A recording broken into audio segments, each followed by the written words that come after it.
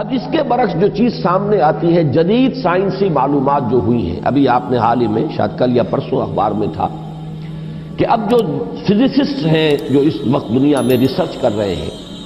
وہ ریسرچ ہو رہی ہے وہ پارٹیکلز پر، لائٹ پارٹیکلز جو شروع میں بالکل وجود میں آئے، بہت ہی چھوٹے، جن کا کوئی تصور آپ نہیں کر سکتے ان کے چھوٹے ہونے کے اعتبار سے۔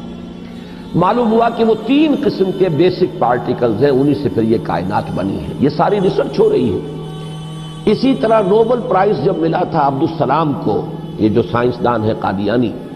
اور انہیں نصف حصہ ملا تھا ایک اور دوسرے شخص کے ساتھ نوبل پرائز میں، تو وہ بھی آپ کو یاد ہوگا، اخبارات میں پڑھا ہوگا کہ وہ بھی ریسرچ تھی اس بات پر کہ اس کائنات کے اندر بیسک فورسز کون کون سی ہیں۔ ایک فورس آف گریویٹی ہے، ایک میگنیٹک فورس ہے، ایک الیکٹرانک فورس ہے، وغیرہ وغیرہ۔ اور ہو یہ رہا ہے کہ اب یہ چیزیں جیسے جیسے تحقیق آگے بڑھ رہی ہے، ان کی تعداد کم ہو رہی ہے، گویا کثرت سے وحدت کی طرف انسان جا رہا ہے، اور انسان یہاں تک جا رہا ہے کہ پوری کائنات اپنی پوری ڈائیورسٹی، اپنے پورے تنوع کے ساتھ، اس کا نقطہ آغاز جو ہے وہ بالکل ایک یا 2 یا 3 چیزیں ہیں بڑی حقیر سی، وہاں سے اس کائنات کا ارتقا ہوا۔ تو جو theories of the creation of universe ہے کہ یہ کائنات کیسے وجود میں آئی، کریشن کیسے ہوئی، کن سٹیجز میں سے یہ کائنات گزری ہے۔ قرآن کہتا ہے کہ ایک لفظ کن ہے جس سے کہ اس کائنات کی تخلیق ہوئی۔ اللہ تعالیٰ کے اس ایک حرف کن نے سب سے پہلی شکل جو اختیار کی ہے وہ وہی پارٹیکلز ہیں، نور کے سب سے چھوٹے چھوٹے پارٹیکلز۔ یہ خنک نور کا دور ہے جس میں کہ حرارت نہیں تھی، گرمی نہیں تھی، ٹھنڈی روشنی، ایک بسیط نور تھا کہ جو اس حرف کن کے ذریعے سے وجود میں آیا۔ یہ جو دور ہے خنک نور کا، ذہن میں رکھیے، اس میں ابھی حرارت نہیں ہے، اس میں گرمی نہیں ہے، جو بھی ہے اندر پوشیدہ ہے اس کے، وہ بعد کا مرحلہ آئے گا جب میں عرض کروں گا۔ اس خنک نور کے دور ہی میں 2 چیزیں اللہ نے اس سے پیدا کی جو صاحب شعور اور صاحب تشخص ہے۔ ایک ارواح انسانیہ، وہ بھی نورانی ہے، اس نور سے بنی ہے۔ دوسرے ملائکہ، وہ بھی نورانی ہے اور اس نور سے بنی ہے۔ سب سے پہلے اللہ نے حضور صلی اللہ علیہ وسلم کی روح کو پیدا کیا، کیونکہ ابتدائی مرحلہ یہی ہے۔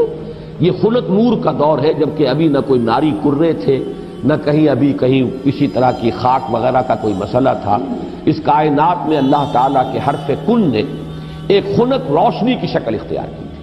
اس سے پیدا کی گئی ارواح انسانیہ، انہی میں ایک روح محمدی ہے صلی اللہ علیہ وسلم۔ تو اگر سب سے پہلے اللہ نے اسی کو بنایا ہو تو اس میں کوئی حرج واقع نہیں ہوتا، وہ بھی مخلوق ہے، وہ بھی اللہ کے بنانے سے وجود میں آئی ہے، صرف ایک تقدم زمانی اسے حاصل ہے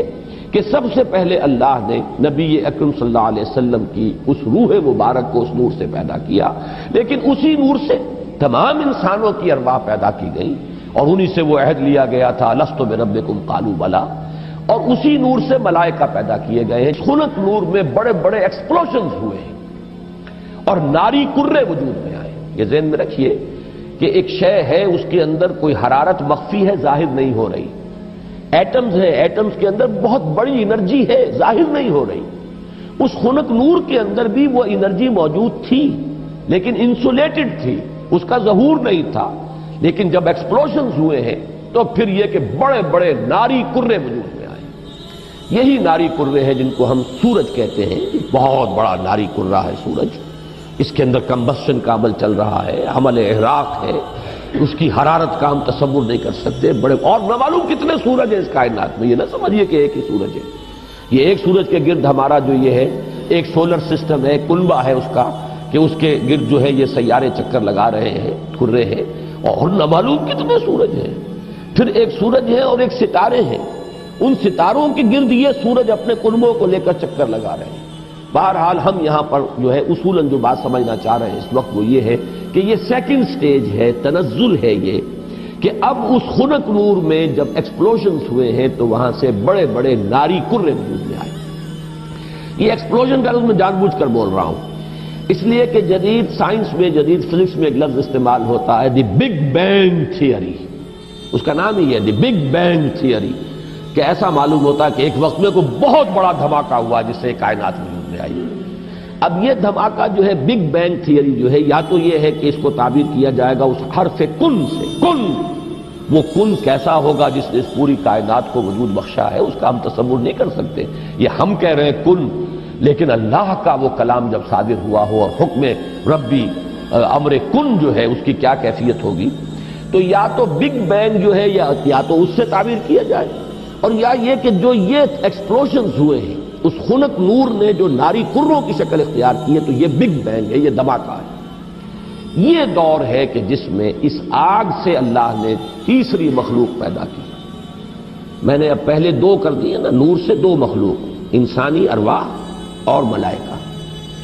دوسری سٹیج پر یہ تیسری مخلوق پیدا ہوئی ہے، جنات ہیں، یہ آگ سے بنائے گئے ہیں۔ قرآن بار بار کہتا ہے وَالْجَانَّ خَلَقْنَاهُ مِنْ قَبْلُ مِنْ نَارِ السَّمُومِ۔ قرآن مجید میں سورہ رحمان میں بھی ہے، اللہ تعالیٰ نے انسان کو پیدا کیا ہے مٹی سے،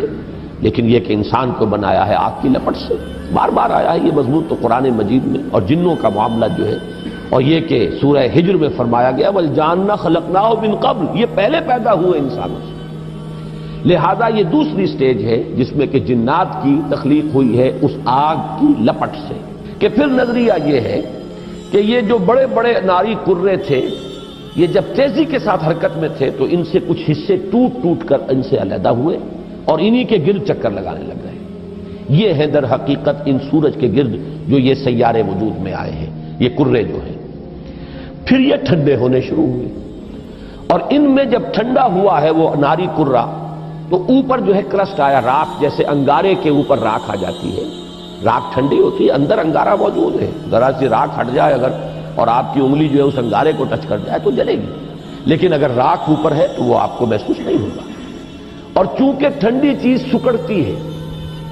لہذا اس کے اندر اب دراڑیں پڑی ہیں،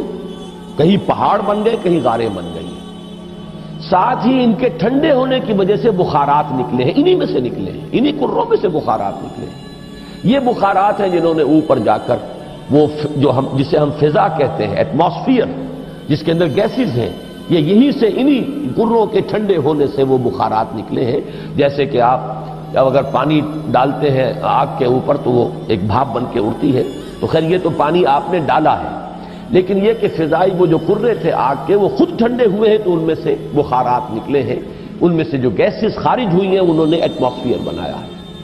پھر اس ایٹماسفیرک چینجز وہاں ہوئی ہے کہ اس میں گیسز تھیں، ہائیڈروجن بھی، آکسیجن بھی، وہاں پانی بنا ہے،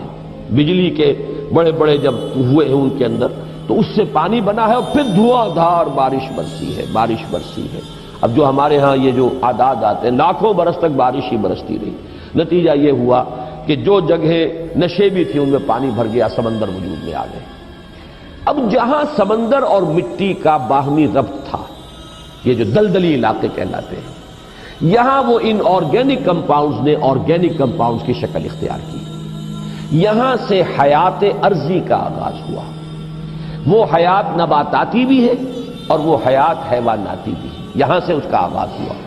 گویا کہ کل حیوانات اور کل نباتات جو کرۂ ارضی پر موجود ہے وہ سب کے سب در حقیقت اسی کرسٹ آف دی ارتھ سے وجود میں آئے۔ پانی اور اس مٹی کا امتزاج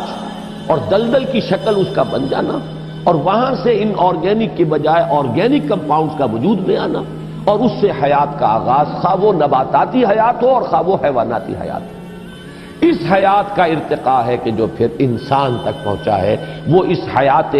سمجھیے کہ حیات ارضی، چاہے نباتاتی ہو اور چاہے حیواناتی ہو، اس کی چوٹی کی جو شخصیت ہے وہ انسان ہے۔